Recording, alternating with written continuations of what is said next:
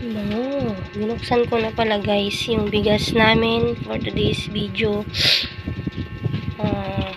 Vlog ko ngayon ng pagdi-display ko ng paninda naming bigas para masimulan ng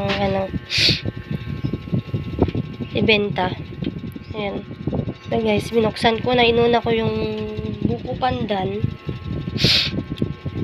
kasi nasa ilalim kasi siya. Ayan, tinanggal ko muna yung dalawang sako kasi nasa ilalim siya, kaya ito yung inuna ko. Ayan, mabango siya guys, saka maganda yung mga butil niya, buo lahat yung mga butil.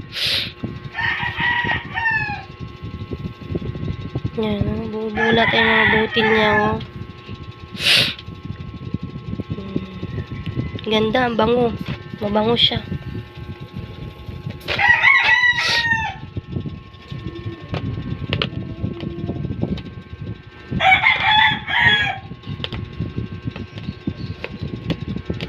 Ito ko ilalagay.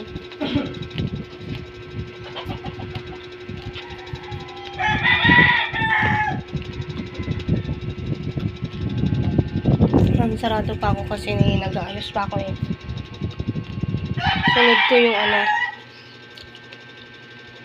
Sunod ko yung tulip. Sunod ko yan. Tsaka ito na, tadikoko. Kasi tatlong piraso lang. Tatlo lang. Yan. Tatlong tupperware lang yung nabili. Pero siya, good size siya. Hindi nga lang siya plain tupperware na kagaya nito. Makikita sa labas yung bigas.